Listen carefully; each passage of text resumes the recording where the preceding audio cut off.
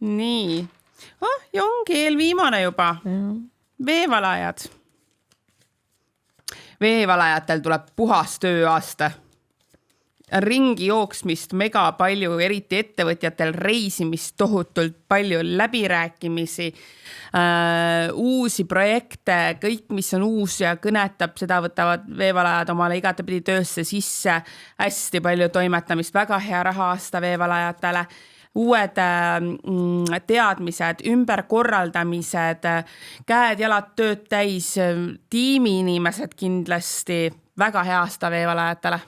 Et vahet ei ole, kas oled kuskil kellegi alluvuses tööl või on oma ettevõtte, igal juhul on edukas aasta selles mõttes, et veevalajad paistavad kindlasti silma, et tempo on sees, kõigega lähevad kaasa, et ainult oleks edukas ja hästi kõik ja selle koha pealt äärmiselt hea aasta veevalajatele. Võib ka siis palju karjäärihüppeid ette tulla. Kindlasti. Veevalajad on need inimesed, kelle poole pöördutakse sel aastal, vaadatakse alt üles, et kuidas sa teed need asju, kuidas sa jõuad neid kõiki asju teha, on ju. Et hästi paistavad silma. Aga kas tasub ka millegi osas ettevaatlik olla? Ettevaatlik tasub olla selle kõige juures lihtsalt oma tervisega, et endale liiga ei teeks, on ju, et nagu ikka selle tööga, et ei tasu hulluks rapsida lihtsalt, eks.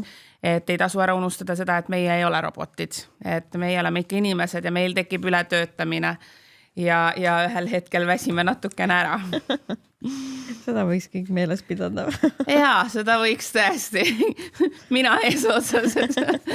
Ma olen jätkuvalt inimene.